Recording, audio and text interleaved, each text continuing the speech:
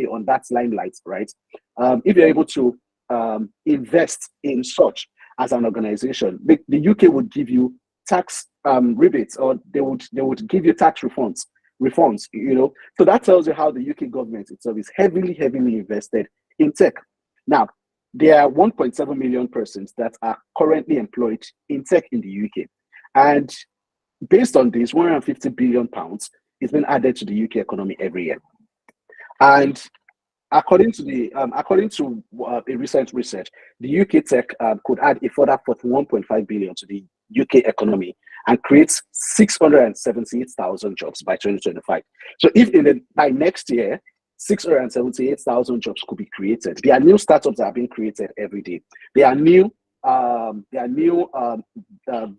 There are new VCs that are venture capitalists that are coming into the UK to try and invest. There are a lot of companies, the likes of Techstars and the likes, trying to invest in startups.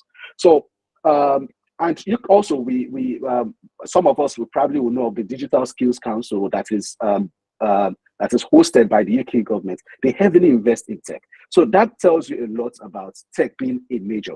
And now we're hearing the stuff, the likes of AI, we're hearing the likes of blockchain, Web3, and a lot of things. So how can you yourself align yourself to a very, very good aspect in tech? So before we proceed, I'll just be having us answer this question, maybe in the chat, right? And I want to know why you probably are considering maybe like freelancing or remote work. So if you're considering freelancing or remote work, which of these reasons are why you're looking at it? So are you looking at it for flexibility, or for you to be able to take more jobs, or probably to explore creativity? Okay, I like Navros. Navros says, I don't know whether you're a he or a she, but Navros says that I don't like stress. Yeah. Meshach is saying, explore my creativity. That is awesome. I'd like to hear more feedback from you. Flexibility, and Silas doesn't like stress and wants flexibility. I would rather maybe like you drop a message in the chat. I can't take a feedback by audio yet. To have a balance with life and family, and that is very important. Flexibility, awesome. That's Ude Daniel says flexibility. Aisha also says flexibility. Akko Vincent says flexibility and less stress. Okay, you like some stress, right?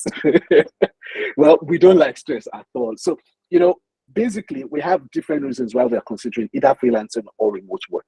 And I'll give you a little bit of background again. I've been working remotely for about 3 years now, and I'm a stay-at-home dad, right? So this really helps me to be able to be there for my family, and as well be able to commit wholly, to work, right? And thankfully, the UK support with light. You don't have NEPA issues, you don't have PHCN issues. You have to shout here and there for maybe like having all those issues around that. So Bolaji as well is saying flexibility. Sunusi is saying flexibility as well. I shout flexibility. So I can see there's more around flexibility. Okay, now less time and more money for commuting. That's good, because you'll be able to save a lot of money. The first time I got my current job in the UK, the first thing itself was I had to negotiate for a remote engagement. Like, it's remote. I don't want anything else. And you can imagine having to travel from Wolverhampton to Birmingham or even beyond, having to spend pounds every single day on transport. Even it affects your mental health and every other thing. So we have different reasons, much of which one of the popular itself is flexibility. You want a custom work environment, opportunities for higher earnings, autonomy and control, work-life balance, personal health and well-being. Jumoke as well is saying, explore my creativity. Chinedu, I can see more jobs. I can see starting more jobs. Some people want to avoid office politics, and this is possible. So remote job has sort of become the norm in tech. And one of the things I think I heard recently is the fact that the UK government is as well trying to support, remote job by ensuring that it is like an employee can request for it, and the organization almost has no option but to provide, especially if it is within the confines of what the job responsibility allows, right? You can't be in warehouse and be asking for remote job, except if it is you're using some robots or so. But in tech, there's almost nothing you can do that you cannot, do remotely. And so, especially for stay-at-home parents, maybe like myself. So There are different opportunities in tech, obviously, that allows for remote work or freelancing. We have data entry jobs. If you go to Google right now and probably like search for data entry jobs, I can tell you there's a plethora of openings for data entry roles, right? That is a starting point for some people. Copywriting, you could be a copywriter. I have like a few persons I've met personally, even amongst the whites, that are heavily invested in copywriting and they work from home. They have flexibility that most of us are asking for. QA, UI, UX, software engineering, cybersecurity, data or business analysis, customer support, even customer support, product or project management, or anything that as long as it aligns with tech, you can actually, be a freelancer or work in the remote space. So let's look at how you can probably like get started. And I'm just going to talk about this briefly. If you have questions, you can drop them in the chat and I'll hope within my limited time, I'll be able to, as well respond to this. First, let's say you want to get started. You could probably like start on the consulting route.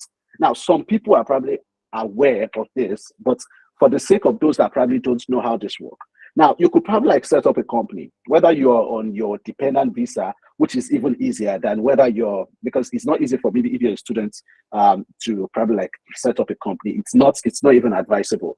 But probably if you have like a 9 to 5, or you have I'll talk about this, Daniel. Front-end development jobs. I'll talk about this. So you could probably like set up a company, whether you're independent route or if you have a spouse, you can have your spouse set up the company, or you could probably be under an umbrella company, right? And once you set up a company, the next thing itself is define your day rate. How much do you want to be charging per day? You understand? You could calculate this per hour. This is how much so 8 hours, for example.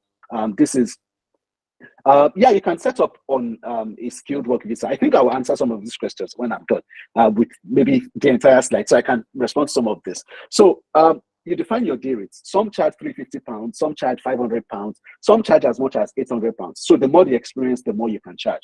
Rework your CV. So rework your CV so that you are actually a consultant under the umbrella company that you probably created. And then the next thing itself is get on job boards. There are a lot of job boards that you can probably like put it that you're looking for IR35 jobs, right? Once you put it that you're looking for IR35 jobs on most of all these job boards, you will see a number of upload your CV. They will reach out to you. They will reach out to you. That's the truth. Especially if you have that, if you've been able to put it in there, the keywords that are probably like related to that particular responsibility, which we'll talk about during the CV workshop. Now, they probably will give you like some tests to just get done. So whether you are a data entry person or probably like you're a copywriter or you're a software engineer, also they'll give you some tests that you have to work on. Then the final thing itself is you seal the deal, and that's it. You seal the deal. So that is it on consulting, for example. So you can set up a company and be a consultant. I have friends that are in BA, for example, and they are making their money being a consultant and nothing more, and they are getting jobs. Now, I'll talk about the downsides of this very shortly. Now, the next itself is you can be a freelancer. You sign up on freelancing websites like Upwork, Fiverr. I know some people will say Upwork is difficult. Fiverr is the easier version anyway. I've worked on Fiverr in the earlier days of my career. I've worked on Fiverr and definitely I've met interesting people, the good and the bad. Anyway, you set up a good profile or portfolio. Showcase what you've done. People want to see what you've done. So set up a very good profile, or if you have a portfolio website, you can set up. You can use WordPress. Websites are easy to set up these days. Just go on Google and search for how to set up a website. You can use the likes of Framer and the likes to set up a simple website that just showcases or highlights on some of those things that you probably worked on. Now, you might want to ask me, how do I build up a portfolio? Experience itself. Look out something interesting that you can, earlier I talked about the fact that you learn by doing rather than you just learn by taking tutorials. You learn by doing. So for example, let's say, I just want to give an example around learning by doing. If you probably say you want to learn by doing, so you could look at a project. What is a problem that people are facing? Okay, people have a problem with probably like accessing cybersecurity experts. Let me try and build a website, for example, that focuses on how you can meet cybersecurity persons near you. Then you start researching on how you can develop that project. If you're a software engineer, for example, what language do I use? what platform do I use? Then you start picking up components a day after the other, and you're working on something. If data entry or let's say copywriting, you try and think of articles you could write and a few other things. Because of lack of time, I won't be able to go deep into this. So receive offers, negotiate, sign deals, and deliver, and that's it. And you could earn per hour, per project, and the likes for freelancing. Then remote work. Basically, it's about you getting a day job that supports you working remotely, right? And you're able to work from the comfort of your home. And the truth of the matter is, here in the UK, there are loads of companies that supports this. So downsides, before I go to indie hacking, which is like the wrap up of this session, right? Downsides for consulting.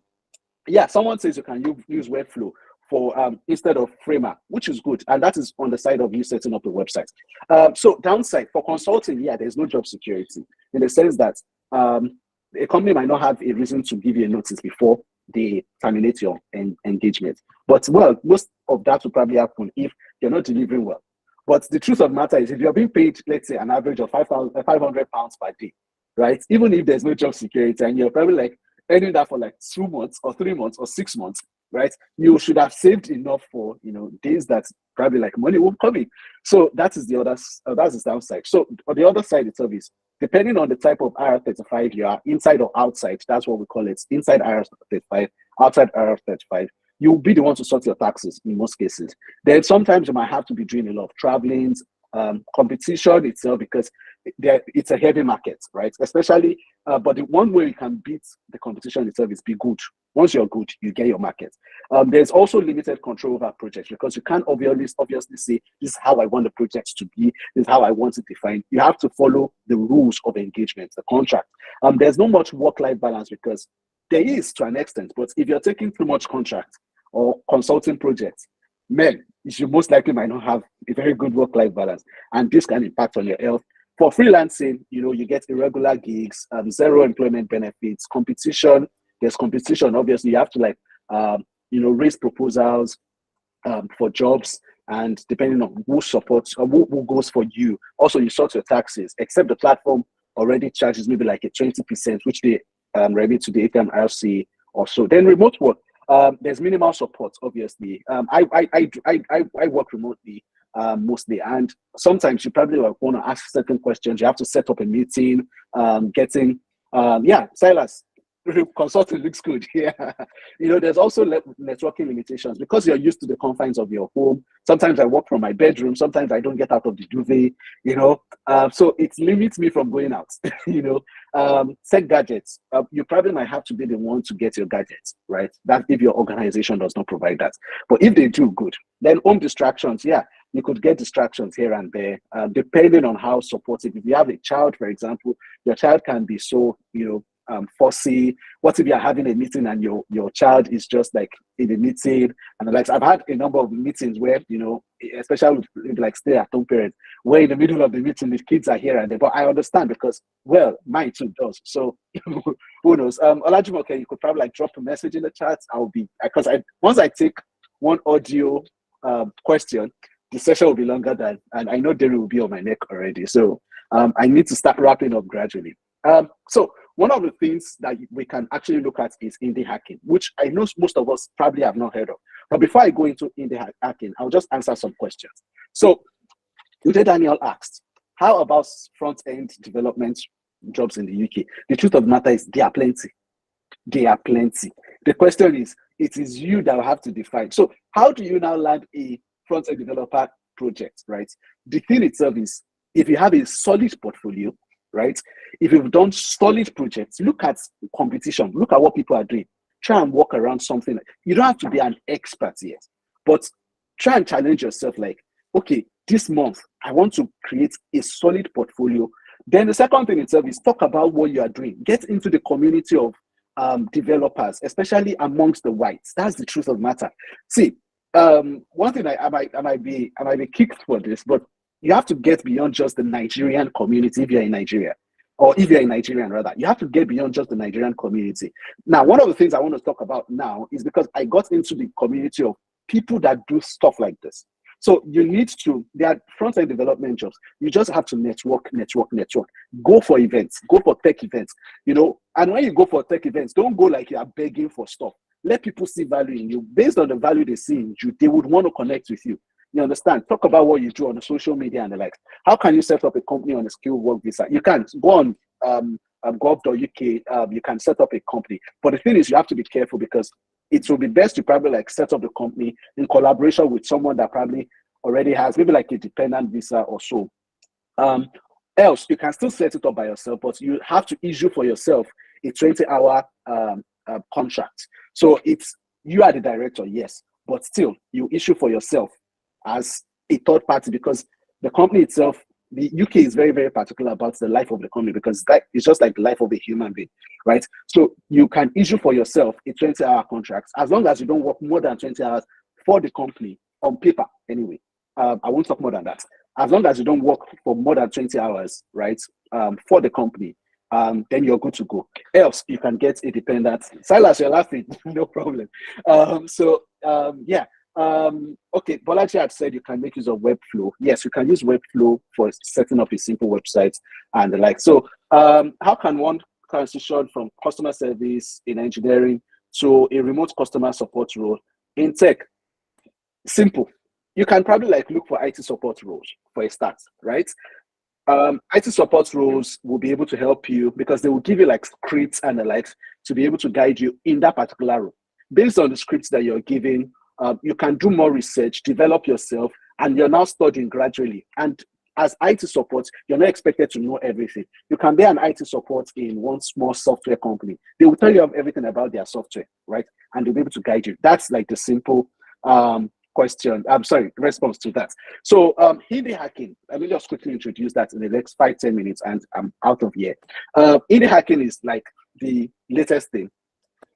Yeah, Derry will be able to help you, OT, as regards your CV review. Derry, please reach out to OT. Yeah, indie hacking. How do you get started as an indie hacker? And what does it mean, indie hacking? Indie hacking is basically more like you're an independent developer or you're an independent person that owns a product that is maybe subscription based or that people pay for. Jerry is our community manager, so she will reach out. Yeah, so let me come back to indie hacking. So I'm giving you one of on your screen. You probably will see you would see a guy that basically like screenshots his Twitter page, and no, I'm in no way advertising this guy. I follow this guy. And a lot of indie hackers are following him. You can see the number of followers he has, 375,000. Now, this guy is the one that developed remoteok.com. RemoteOK is one of the most popular remote job websites in the world. And this guy, basically, by the side of every single website you can see it, that he has listed on his page, you can see how much he makes on a monthly basis for this project, right? So indie hacking basically means you have an idea, you build it into a product, right? And you have people make use of it. How do you get started? Okay, this is another guy. Some of you have probably made use of to-do list. To-do list is an app that helps you manage like your daily to-do. And this guy is a self-owner of to-do list and basically manages this himself. Just a few moments, please. There's a feedback I'm getting somewhere. Okay, yeah. So he basically manages to-do lists and he has consultants that he has employed or contract persons that he has employed that manages this. So he doesn't have full-time staff. He only has contract persons that manages the app for him. So basically that's another app. So how do you get into indie hacking? It basically starts from an idea. You think of an idea, you try and build it into a product. You don't have to have coding knowledge. So how do you do this? You can set up a simple landing page. I talked about Webflow or Framer earlier, where you can just get an idea of how many people are really interested in this idea, right? You don't need to build the project. Just push out the idea. You want to do this, put it out there that you're working on XYZ project. Who is interested? Fill out this little form. They input their details, ask what the expectations are. Then you're able to probably like look for maybe like a software engineer or maybe a development team. Let's say you want to learn project management now. You can use that to learn project management, right? Use that as the project itself. Work with this person, work with that person. Pay per hour. You don't have to pay anything, but you don't even pay or you don't even commit one single naira or pounds anyway in this case until you've been able to validate that idea is good, right? So once you've validated, you can probably start with, so let me give you an example. This guy, the levels IO guy that I showed you earlier, just a few moments, please. This guy actually started with an Excel sheet of remote job openings. I'll give you an example. When we started Transition School, we didn't set up a website, we didn't set up a team. All we just had was a simple landing page, and we had people that were asking the question, that we basically asked the question, if do you want to transition into tech? Do you have an idea as to an area where you want to transition into tech? Just fill this form. And that was it. When we validated that these people are ready to commit, then we started hosting small sessions, right? We were not doing anything much. We started hosting small sessions. And before you know it, people trust to be able to pay. Simple. So based on what they pay, we are now able to now start hiring. And that is it. So indie hacking is just like a smaller way of getting stuff done. So you start from an idea, launch, grow, monetize, and automate. Automate basically like, just automate. So these are just some ideas as to stuff you can, build stuff through. You don't necessarily need so much technical knowledge in that sense. But these are also ideas that also help you while you're trying to like build a subscription product or something. These are also ideas you can use to learn. These are ideas that you can use to push out a personal portfolio and let people know that you have worked on this, you have worked on that without so much experience in the UK market. So while you're looking for a job, you can as well choose to be independent and be an independent person. So those are some of it. So I'll just give you some ideas. So Timetastic, we use Timetastic basically for, this is a small application and it's owned by a very small team. And people pay £1 per user per month. People also choose to do like the pro version, which is like £2 per month, right? And you can imagine the number of companies that use this product. All they do is service. You book, you basically book your maybe like holiday or leave request, and that is it. They don't do anything more than that. We have one of such products internally, Sponsorship Jobs UK. Sponsorship Jobs is just a website for people to access sponsorship jobs, right? And it is subscription based. So people pay to access the subscription, and to access sponsorship jobs, and that's it, right? This is another guy. Basically, he shares a newsletter of people's what's it called? Workspaces. People send their pictures of their workspaces, and he sends newsletters to people that are subscribed, and he makes about £2,000 dollars anyway a month, right? For 6,500. So build a niche, something that you think would interest people, and that's it. This is another guy that has a job listing website, and he makes about $2,000 in revenue annually. If you want to get the book that actually details all of this, again, this is in no way an advertisement. You can probably like go to readmake.com and you'll be able to get. So I want you to treat this as I wrap up this session, which has been long enough. Basically, the first thing that can stop you is your mind. The second thing is your drive. And if you can treat it, please do. And that is by myself, my humble self. So on that note, I want to say welcome to the UK Tech Career Summit again. And we look forward to you having awesome moments. If you have any question, please drop it in the chat. I'll be more than happy to respond. So at this moment, I'll say over to you, Gary. I think I'm good at this point. Thank you very much. Thank you so much for that insightful session, Yomi. I'm sure everyone gained a lot from that session. And yes, let's give him a round of applause. So